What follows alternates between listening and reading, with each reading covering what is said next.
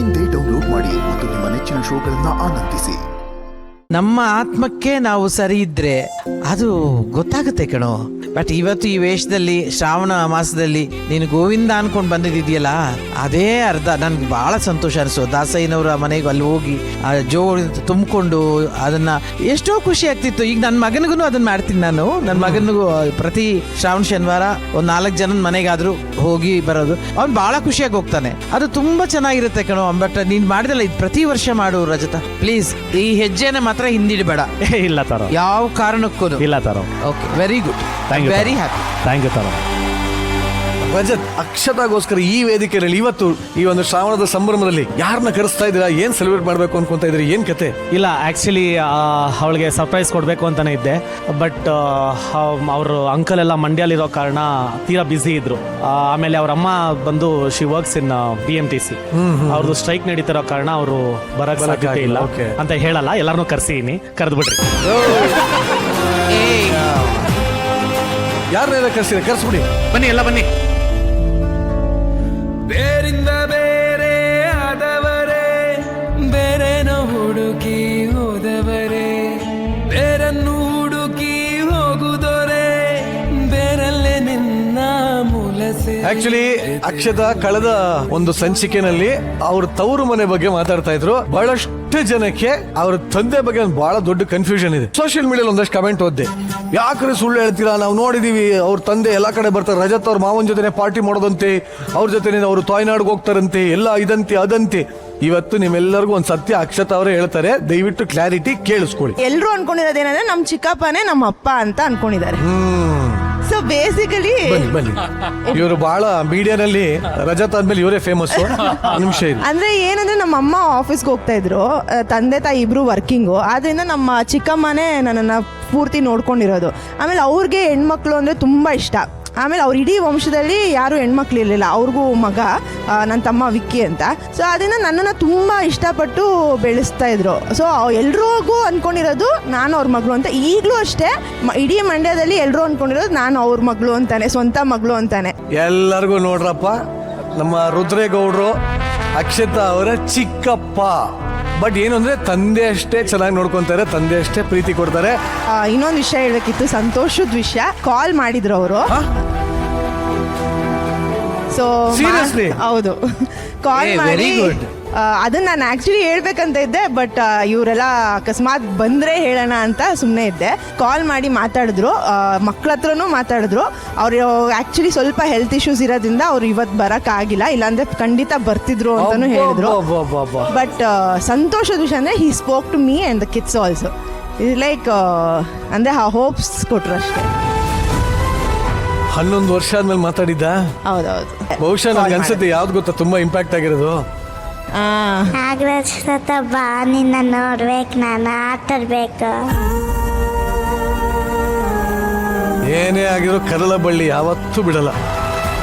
ರುದ್ರೇಗೌಡ್ರೆ, ನಮ್ಮ ರಜತ್ನ ಈ ಒಂದು ಬದಲಾವಣೆ ಬಗ್ಗೆ ಏನ್ ಹೇಳಕ್ ಇಷ್ಟಪಡ್ತೀರಿ? First of all Tara madam, Sharan ಅವರು, ಅಮೂಲ್ಯ ಅವ್ರಿಗೆ ನಮಸ್ತೆ. ನಾವು ಮಂಡ್ಯದಿಂದ ಫಸ್ಟು ವಿಶೇಷವಾಗಿ ಇವತ್ತು ನಮ್ಮ ಮದ್ದೂರು ಒಡೆ ನಮ್ಮ ತಾರಾ ಮೇಡಮ್ಗೆ ಕಬ್ಬಿನ ಜ್ಯೂಸ್ ತಂದಿದ್ದೀವಿ.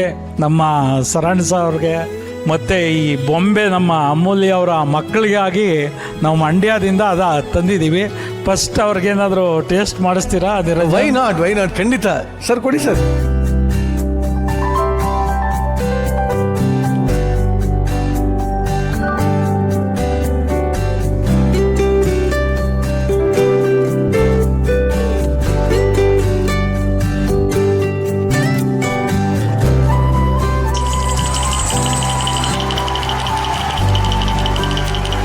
ರುದ್ರೇಗೌಡ್ರೆ, ಬಹಳ ಖುಷಿ ಆಯ್ತು.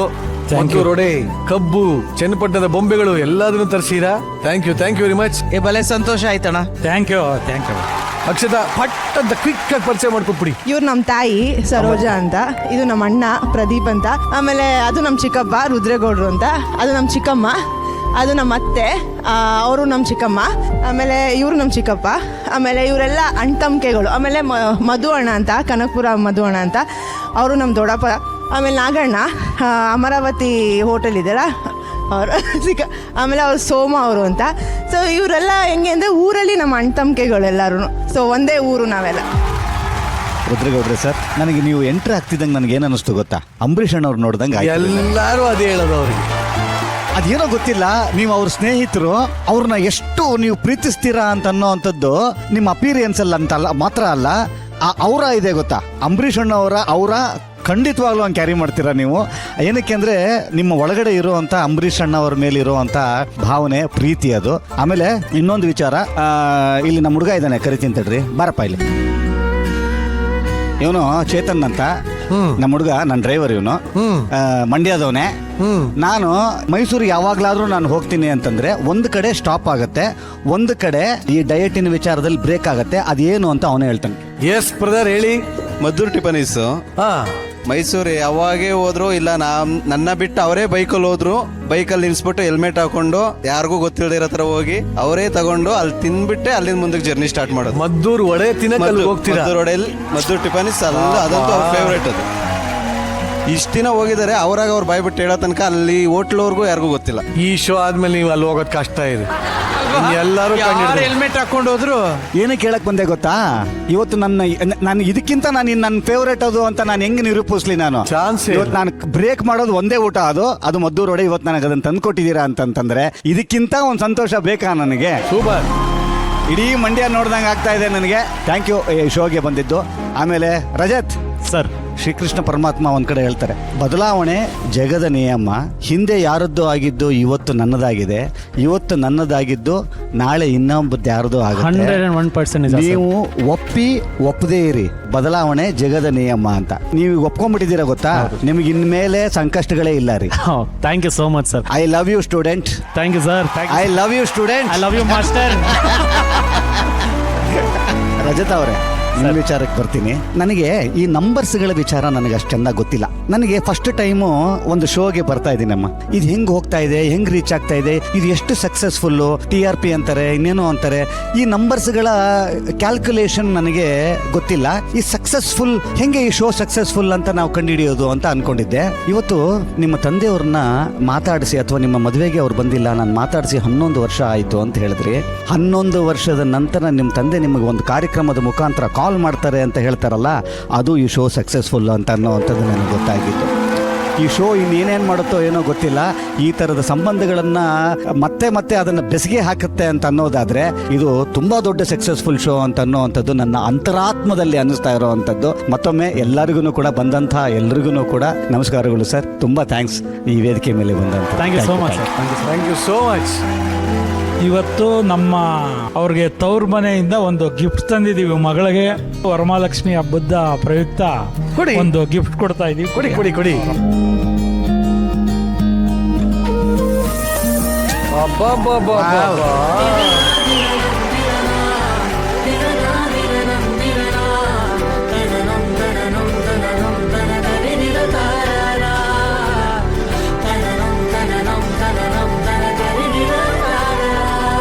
ಒಟ್ಟಲ್ಲಿ ನಿಮ್ಮನ್ನು ಕಳ್ಸ್ಕೊಳಕ್ಕಿಂತ ಮುಂಚೆ ಬನ್ನಿ ಒಂದು ಗ್ರೂಪ್ ಫೋಟೋ ತೆಗೆದುಕೊಳ್ಳುವ.